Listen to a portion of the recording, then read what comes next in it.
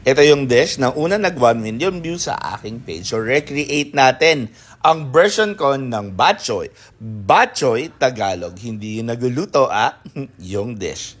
Marami rin nagre-request na makita to, kaya eto na.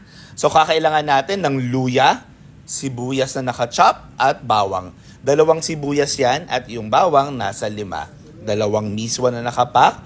2 kilong laman na may halong pale at puso pale, spleen.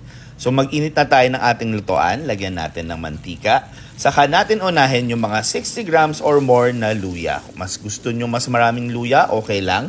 Unahin natin lutuin yung luya hanggang sa lumabas yung kanyang flavor. Tapos saka natin i-add yung ating garlic. Kadalasan sa style ko, inuuna ko yung sibuyas.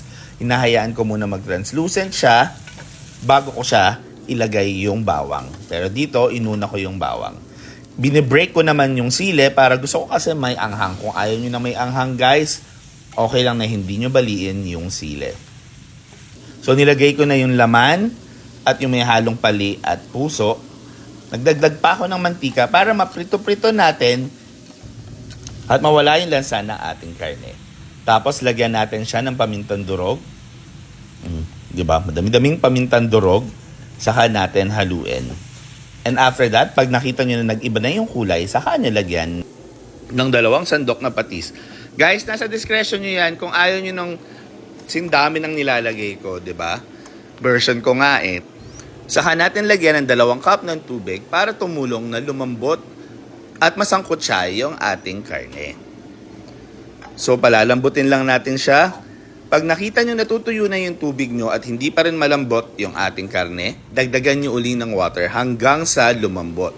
Pag nakita nyo na nagmamantika, saka nyo ilalagay yung dugo. Ilutuin nating mabuti yung dugo bago tayo mag-add ng water. Pag nakita nyo ng ganyan yung kulay, nag-iba na yung kulay ng dugo, saka natin lagyan ng additional na panimpla na 1 sandok na patis kasi mag-a-add na tayo ng water.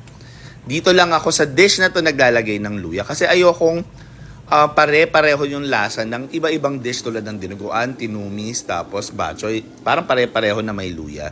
Dito lang ako naglalagay. So nag-add ako ng water. About 3 to 4 cups ng water. So pag kumukulo na siya, tanggalan natin ng mga impurities, yung mga skoma dyan. Tapos pakuluin pa natin. Pag okay na, saka natin ilagay yung 2 balot ng miswa. Ako binibreak ko yon para hindi masyadong mahirap haluin later. So mamaya aalsa yung ating miswa and it will help also na magtiken at lumapot yung ating bok choy. Pagka ganon at medyo sumobrang lumapot yung bok choy, pwede kayo magdagdag ng water. Bata pa lang ako, paborito ko na to. Naalala ko itong niluluto sa akin ng aking Ninang Lita and ni Inang Lydia. My cooking talaga originate sa mga pamilya ko. At proud ako doon.